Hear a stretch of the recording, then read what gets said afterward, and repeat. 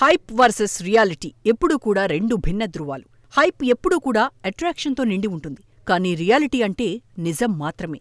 కానీ హైప్ కళ్లకు ఇంపుగా కనిపిస్తుంది, రియాలిటీని యాక్సెప్ట్ చేయడం కొంచెం కష్టంగా ఉంటుంది. అందుకే చాలామంది హైప్ వర్సెస్ రియాలిటీ చర్చ వచ్చినప్పుడు జరుగుద్దిలే, జరిగి తీరుతుందిలే అని భావిస్తారు.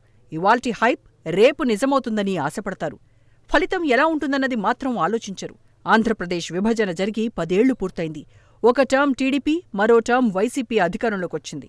నాడు అమరావతిని ఆంధ్రుల ఆత్మగౌరవంగా టీడీపీ రాజధానికి శంకుస్థాపన చేయగా, ఆ తర్వాత వచ్చిన వైసీపీ సర్కార్ 3 రాజధానులంటూ కాలం గడిపేసింది.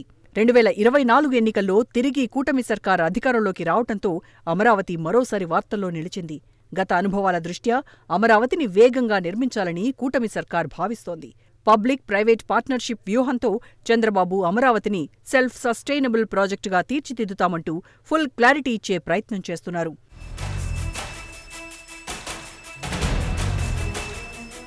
అమరావతి సృష్టికర్తగా చంద్రబాబు నాయుడు చిరస్థాయిగా నిలిచిపోవాలని భావిస్తున్నారు. అందులో భాగంగా ఆయన అమరావతి రాజధానిని అభివృద్ధి చేసే క్రమంలో కొత్త పోకడలతో అడుగులు వేస్తున్నారు. గతంలో వైసీపీ సర్కార్ అమరావతి కోసం రూపాయి కూడా కేటాయించలేదు. తాజాగా చంద్రబాబు సర్కార్ సైతం అమరావతికి అసలు నిధులే కేటాయించలేదు. కానీ రెంటికి చాలా తేడా ఉంది. రూపాయి కేటాయించకపోయినా తాము అమరావతిని నిర్మిస్తామని కూటమి సర్కార్ బల్లగుద్ది మరీ చెప్తోంది. గతంలో వైసీపీ సర్కార్ 3 రాజధానుల గురించి చెప్పింది. రాజధానికి రూపాయి కూడా కేటాయించలేదు. అయితే చంద్రబాబు సర్కార్ అమరావతి దిశగా ఒక్కో అడుగు వేస్తున్నట్టు కనిపిస్తోంది. అమరావతి రాజధాని అసలెందుకన్న చర్చ కూడా పలు ప్రాంతాల నుంచి వస్తోంది. వేల కోట్ల రూపాయలను అమరావతిపై పోయడం ఎందుకన్న అభిప్రాయాన్ని ఇటు ఉత్తరాంధ్ర, అటు రాయలసీమ వాసులు అవకాశం దొరికినప్పుడల్లా ఎక్స్ప్రెస్ చేస్తూనే ఉన్నారు. రాజధాని కొన్ని ప్రాంతాల వారికేనన్న అభిప్రాయాన్ని వారు వ్యక్తం చేస్తున్నారు.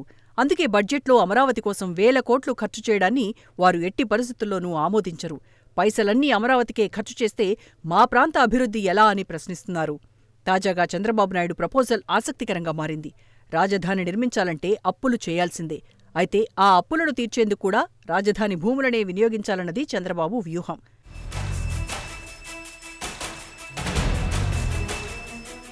అమరావతి అభివృద్ధి చెందిన తర్వాత రాజధాని పోను ఇంకా మిగిలిన భూములను భారీ మొత్తాలకు అమ్మడం ద్వారా రాజధాని కోసం చేసిన అప్పును తీర్చేయాలన్న ఆలోచన చంద్రబాబులో ఉంది.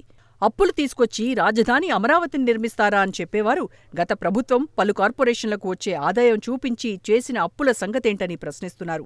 అమరావతి కోసం వరల్డ్ బ్యాంక్, ఏడీబీ, హెచ్యూడీసీఓ సైతం పెద్ద ఎత్తున రుణాలిచ్చేందుకు సిద్ధమయ్యాయి.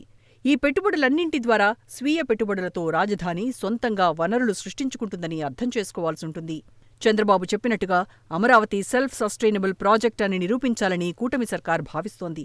అంటే ఎక్కడా కూడా రాజధాని విషయంలో అప్పులు చేయబోమని చంద్రబాబు సర్కార్ తేల్చి చెబుతోంది. తన డ్రీమ్ ప్రాజెక్టు విషయంలో వస్తున్న విమర్శలను కట్టడి చేయాలని చంద్రబాబు టీడీపీ నేతలకు కూడా క్లారిటీ ఇచ్చారు. అమరావతి భూముల అమ్మకం ద్వారా వచ్చే డబ్బులతో విరాజిల్లుతోందని ప్రాజెక్టు ఆరంభం నుంచి టీడీపీ నేతలు చెబుతూనే ఉన్నారు. అయితే ప్రైవేటు వ్యక్తులు రూపాయికి 10 రూపాయల లాభం లేకుండా ఏ పని చేయరు. మరి అమరావతి విషయంలో ప్రైవేటు వ్యక్తులను చంద్రబాబు ఏ విధంగా దారిలోకి తెచ్చి ప్రాజెక్టును విజయవంతం చేస్తారో చూడాలి. అదే సమయంలో మొన్నటి వరకు 3 రాజధానుల పాట పాడిన వైసీపీ ఇప్పుడు అమరావతి విషయంలో నిర్ణయం మార్చుకుంటుందా, లేదంటే మళ్లీ 3 రాజధానుల పాట పాడుతుందో చూడాలి. ఏదైనా నిర్ణయం తీసుకుని ముందుకు వెళ్లడమే అలవాటుగా వ్యవహరించే జగన్ అమరావతి విషయంలో స్టాండ్ మార్చుకుంటారా అన్నది చూడాలి.